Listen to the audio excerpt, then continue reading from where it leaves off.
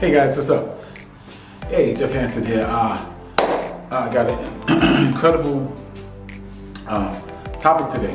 What we're talking about today is 3 success habits of highly successful people. Okay? 3 success habits of highly successful people.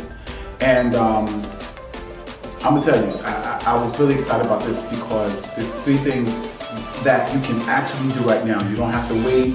It's not something you need, or you need this to do that or whatever. You can do it right now. You can start immediately right after the video. And of course, those that don't know me, my name is Jeff Hansen, aka the Silver Fox. Silver Fox because of the hair. You know, hair. And, oh well, I had a goatee. I shaved it. Okay, but let's get into the topic real quick. Let's not beat around the bush. Okay. Also. You should, if you hear anything you like and brought some value to you, hit the like and subscribe button. If you're on YouTube, hit the like and subscribe button. If you see this in one of my Facebook groups, 365 Days of Fitness Challenge, or my Facebook page, simply friend me and be a friend, and you can get the notifications for every show, because I have a live talk show. This is not the live talk show, but this is a video. But I have the live talk show every night, 7 days a week, Monday through Sunday, 7 to 8, okay? And you can get all of my content, okay? All of the videos, okay? So, let's jump right into it. Boom! Okay? 3 success habits of highly successful people. Okay, first one is this. Be open to risk, or take risks, but be open to calculated risk. Meaning, you don't make foolish decisions. Don't go get all your money and put on a racehorse and wishing it wins. No. Or take all your money and put in the lottery. No. Calculated risk. Meaning risk that you have some semblance of control over. Okay, because to take no risk is probably the riskiest move ever. When you take no risk, that's like you're looking to live phenomenally. You're looking to live a very successful lifestyle, and with no risk, that's impossible. And that's one of the things I noticed about people that are not successful and people that are successful. People that are successful look for calculated risk. See, buying a house is a calculated risk. Buying an investment property is even a greater calculated risk. Okay? Successful people, they'll go, do you have benefits? And will I get paid every week? Where the highly successful says, if I perform, will I get paid? And if the greater I perform, the greater I get paid. They look forward to that. But those that are not, they're not, they're risk adverse against risk, they don't do that. But then they're low risk, low reward. High risk, high reward. And the best kind of risk is the calculated risk, where it's a risk, a smaller risk, but it's a great big reward. Those are the ones you look for. So be open to calculated risk. Because I'm going to tell you something. Jim Carrey had a story about his family, which I thought was so powerful. He said that his father had a natural gift of comedy. So what he would, at parties and things like that, family gatherings, he'd have people in stitches rolling on the floor laughing. So he said his father could have been a great comedian. But he didn't take that risk. He knew it was a risk, and he decided not to take it. He became an accountant instead. A nice, safe accountant job, right? He ended up getting fired from that accounting job, and their family struggled to make ends meet, struggled to put food on the table. See, and he said the lesson that he learned, and I thought this was so powerful, he said the lesson that he learned from that was, you can fail at what you don't know. So you might as well go after what you love. Wow, that hit me like a ton of bricks.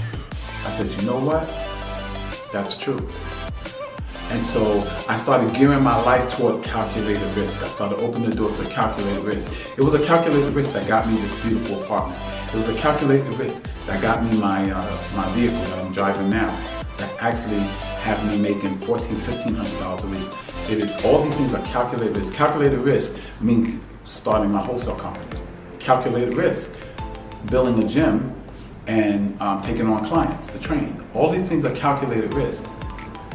But I've been safe before, and I was working 12-hour days, standing in a warehouse, putting food in a basket.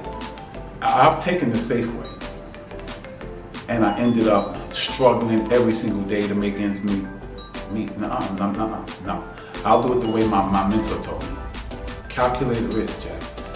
Calculate the risk. Calculate the reward. And if it's worth it, take the risk. Okay? 2. Number 2 habit of highly successful people.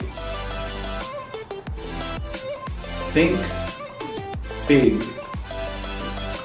Think big. There's a book that I read years ago called The Magic of Thinking Big. I've read it recently too. The Magic of Thinking Big. The magic of thinking big is, if it's not big enough, it doesn't create that excitement that gets you up early, to make you work harder than you've ever worked, to make you train harder than you've ever trained. It gotta be big. If it's not scary, it's not big enough. If it doesn't scare the people around you, and the people around you start laughing at you because you set that goal or that dream or that aspiration, it's not big enough. Do you not know it takes just as much strength to shoot for something small than to shoot for something big? But you know what the difference is? If you get something small, what do you got? You get something big, you got something that satisfies you, something that make you say, oh man, it was worth it. I remember it was a New Year's morning. I got up and I just started running. I wanted to run, and I went out running, and I said, this year I want to do something that I've never done before. And I wanted so far out of my comfort zone. Oh my God, I want it to terrify me. So I said, I'm gonna run a marathon. The most I had ever ran was the 5 miles I ran in the Marine Corps. I'm gonna run a marathon. So then, I didn't even know how much a marathon was, so I went and looked it up. 26.2 miles. I said, Lord have mercy, what? Man, boy, are you crazy? Especially, you're 49? You gonna run your first marathon? You crazy. I said, you know what? I'm gonna do it. So I made up my mind. I started downloading the stuff and reading marathon books, watching marathons, watching those Africans who are amazing. And I started training. At first, I ran around the block, ran half the block, walked half the block. Then I could run the whole block. Then I could run 3 blocks. Then I could run a half a mile. Built up. Got to the place. I ran a marathon. When I ran across that finish line, and they give you your finisher's medal, yes! Felt good about it. Yes! All the pain. Yes! All the soreness. Because it was worth it. And what if I set a goal to run 3 blocks? Duh. Right? So, magic of thinking big. The magic of thinking big is that it makes you grow. It will demand that you grow. It will demand that you become more resourceful. It will demand that you make more money. It will demand that you study harder when you set bigger goals. And it will demand you evolve into what you dream into be. Because if it's big enough, you gotta realize you're not big enough at that time to have it. See, I had to grow and expand to run that marathon. I had to grow and expand to go skydiving. And you're gonna have to grow and expand when you set the goal or the dream or the aspiration big enough.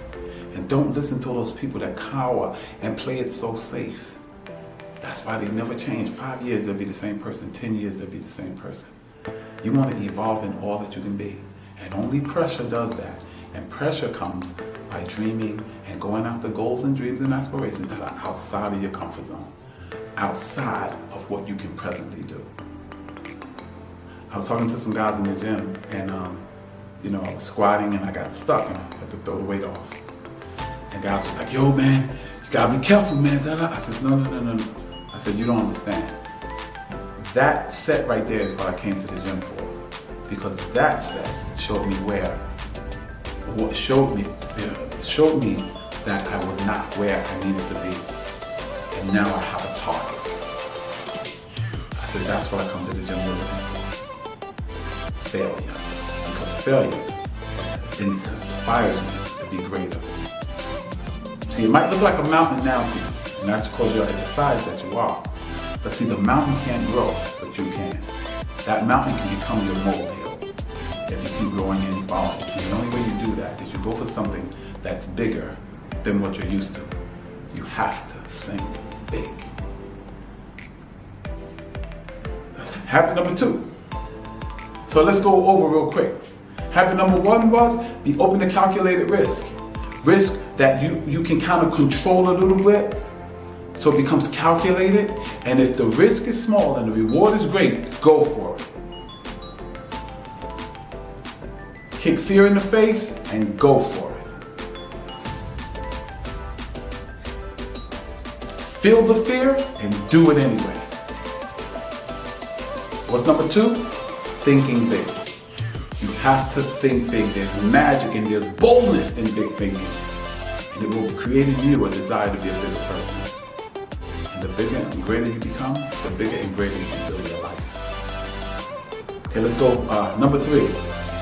Number 3 is the one, oh my goodness, I struggle with it. I struggle with it now even. But I gotta get better and better and better. It's gonna make me keep growing. It's gonna make me keep coming. So I can grow into all that the Creator has put in me. And I can access all that great potential. And that is writing it down. Woo!